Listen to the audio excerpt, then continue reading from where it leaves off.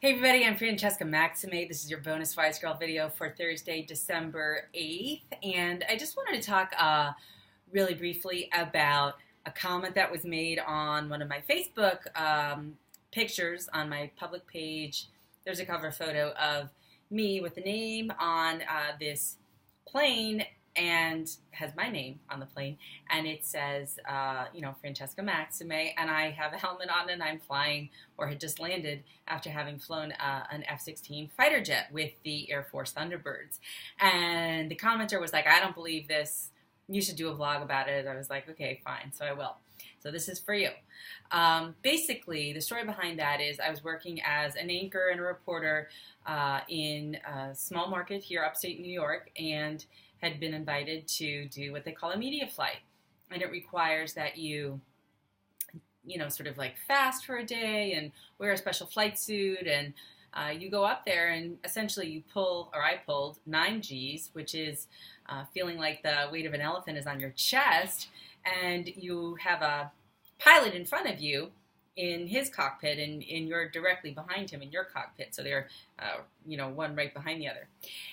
But I pulled my own aileron rolls, and I survived without passing out or without puking. And, it really just reminded me, like, not only do I have gratitude for the incredible opportunities that I've had in my lifetime, partly from the ones that I have gotten because I've been a reporter, but also just the ones that I've sort of taken and, said, sure, I'll give it a whirl. And it's that part that I kind of want to talk about, is this idea of adventurousness, sort of pushing yourself a little bit beyond the comfort zone, and maybe having the moxie and the resilience to do stuff that you might not think that you can do, but you can prove to yourself that you can do, and then recall some of those good times that you had, and times when you were able to kind of overcome or succeed or do well, and marry it with any negative experiences that you may be having or negative memories, so that you can then bond together a little bit of something that you feel good about and proud about with something that may still kind of trigger you and make you feel not so full and not so whole, because in doing that, over time you remember, you recollect more parts of yourself, and you actually retrain your brain circuitry, and you become happier and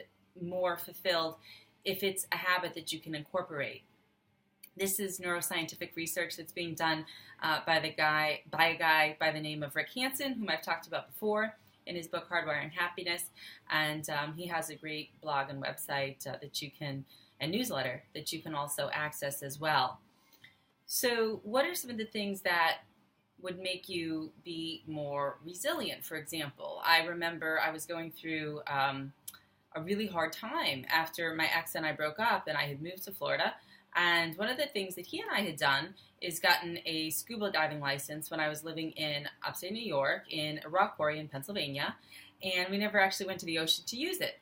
And so when I went to Florida, I went through another scuba diving training to be partnered with essentially a stranger, because you often do exercises in the pool with partners and whatnot, and there's sort of a buddy system to make sure that when you go out, you aren't unaccounted for. Everybody sort of has an eye on each other to make sure that when you submerge up to 100 feet, down below, you are sort of within eyesight of one another.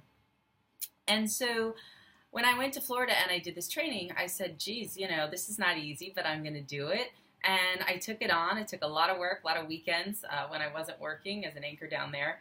And then it came time to take the test, which wasn't easy because I really am not a fan of tests. And then when I went out to the ocean, I actually was kind of fearful and didn't feel very well, kind of was queasy, and didn't dive that day because I had a really great teacher. He took me out again on another day when the surface conditions were okay.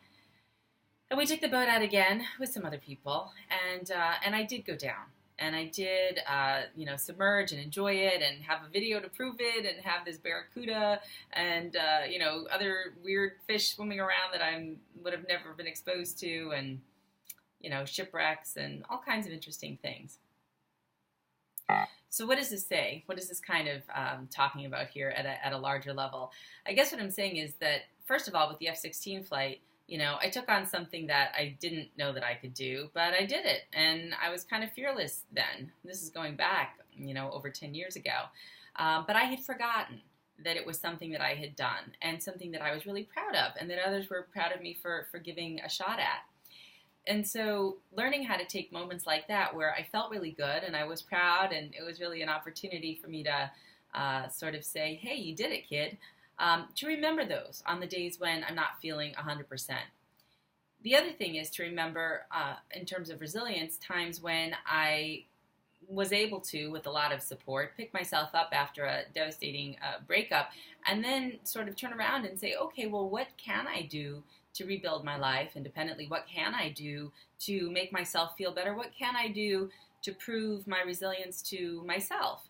Emotional resilience, but also in this case that combined it with a certain physicality and a more visceral sense of, you can extend the metaphor to the freedom of being able to swim under the waves, drop down after, all the sort of surface chaos of whatever might have been going on up above.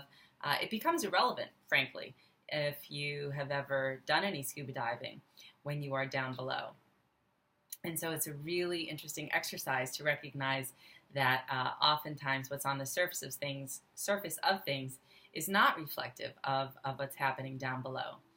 And so that kind of, you can call it resilience, you can call it moxie, you can call it whatever you want, that's also something that can be called up on when there is some certain feelings of, I'm not sure I can do this, I don't have the confidence, or I feel like I'm a little down, or I'm not getting the attention I need, or any of the things that are the voices of doubt or the voices of criticism that are in our own heads where we don't quite feel as with it and as, energetic and as in control, or any of the words that we might describe to sort of feel empowered and with agency to direct our lives in the ways that we want to. We can remember the times when we did do it.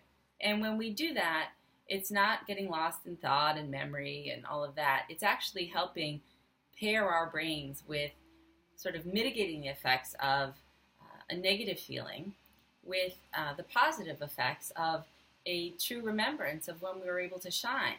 And in so doing, repeatedly, the more we do it, the better that we get at it, the more we're able to train our brains to think more positively about ourselves and about our world that we inhabit going forward. And certainly, as a consequence, I think we all can be, just a little bit more graceful as we navigate the world, whether it's an underwater world or whether it's a world that is on the, above surface of things and out there. So that's it. I'm Francesca Maxime. This is WiseGirl. Thanks so much for watching. I invite you to just consider these points and see whether or not they resonate with you in any way or apply to your life. And if they do, great. And if they don't watch. Don't worry about it. Okay. Talk to you later. Bye.